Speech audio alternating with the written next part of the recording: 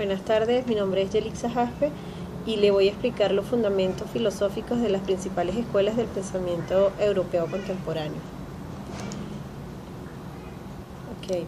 Immanuel Kant nació en 1724, fue un filósofo alemán y es considerado por muchos como el pensador más influyente de la era moderna.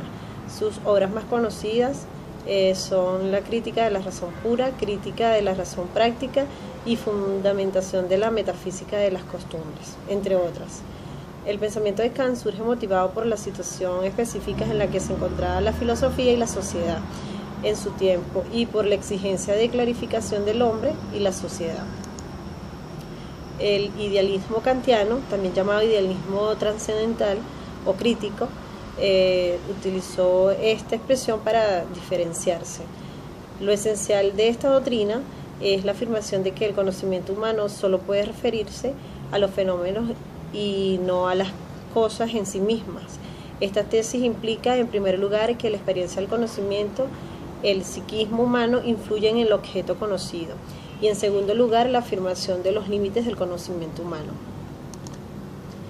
El concepto de la razón práctica, la conducta moral tiene que ver con la razón porque está sometida a principios y está vinculada como lo universal.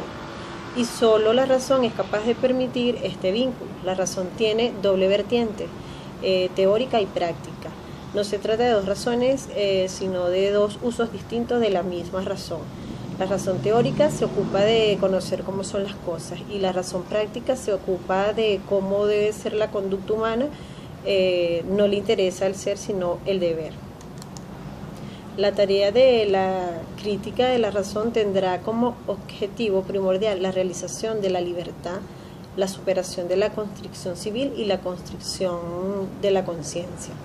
La filosofía kantiana incluye un doble elemento, una crítica de la desnaturalización de la razón y un proyecto de un estado nuevo de la humanidad y libertad.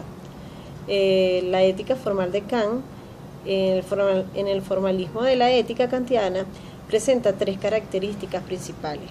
En primer lugar, proponer un criterio de legitimidad de la máxima exclusivamente formal. Segundo, defender la autonomía de la voluntad en la experiencia moral. Y tercero, mantener que las acciones buenas son aquellas que han sido hechas por el deber. La ética kantiana se llama ética formal, como les había dicho anteriormente, y se contrapone a la ética material. La materia del imperativo es lo mandado, ¿okay? Debes ser veraz. La materia es la instrucción de decir la verdad. La autonomía de la voluntad, heteronomía, se contrapone a la autonomía. Un sujeto autónomo es cuando tiene la capacidad para darse a sí mismo sus propias leyes.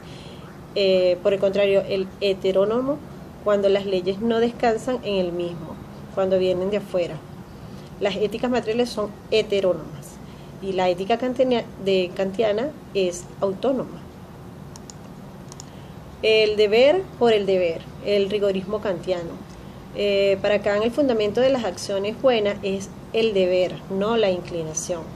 El rigorismo kantiano implica dos cuestiones: el deber por el deber, incluso aunque vaya en contra de mi felicidad y de la felicidad de las personas que quiero, y el carácter universal de la bondad o maldad de una acción. El sistema dialéctico de Hegel consta del sistema de la idea en sí, que viene siendo la lógica, la idea fuera de sí, que es la naturaleza, y la idea que retorna a sí, que vendría siendo el espíritu. La filosofía hegeliana es la dialéctica idealista. Hegel nació en 1770, se formó como social y político convulsionado en la Revolución Francesa, entre los hechos de la Revolución Francesa y la Revolución Industrial.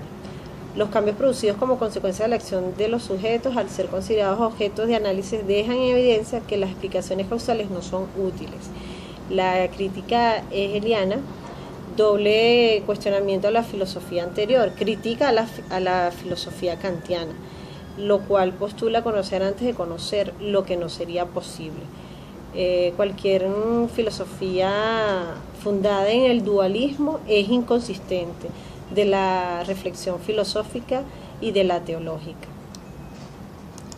El utilitarismo es una doctrina formulada explícitamente a fines del siglo XVIII y desde entonces ha contado con numerosos partidarios, particularmente el mundo anglosajón.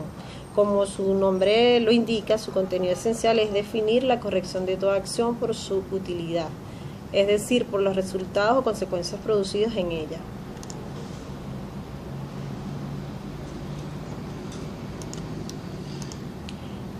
John Stuart es otro de los autores del positivismo, es un creador del utilitarismo. Nació en 1748 con su introducción de las principales normas y legislación. ¿Okay?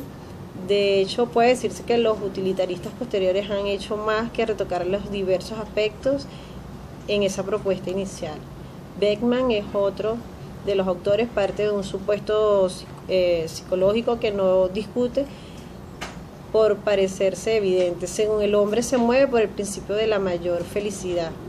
Este es el criterio de todas sus acciones, tanto privadas como públicas, tanto en la moralidad como en la legislación política o social. El positivismo es la negación a todo lo ideal, de los principales absolutos y necesarios de la razón, es decir, de la metafísica. Es una mutilación de la inteligencia humana que hace posible no solo la metafísica, sino la ciencia misma. El término positivismo fue utilizado por primera vez por el filósofo matemático francés en el siglo XIX, Auguste Comte.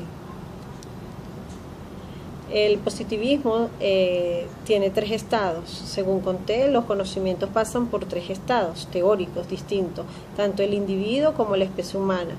La ley de los tres estados, fundamento de la filosofía positiva, y a la vez la teoría del conocimiento y una filosofía de la historia. Estos tres estados se llaman teológico, metafísico, positivo, estado teológico, entre otros. John Stuart también es otro precursor de la filosofía positiva, fue un filósofo economista británico. Su obra causó gran impacto en el pensamiento británico en el siglo XIX, no solo en filosofía y en economía, sino también en áreas de ciencias políticas y éticas. Nació en Londres en el 1806. Consideraba puente en la inquietud del siglo XVIII por la libertad de la razón y la exaltación del ideal científico y la tendencia, ¿verdad?, del empirismo y el colectivismo. En la filosofía sistematizó las doctrinas utilitaristas.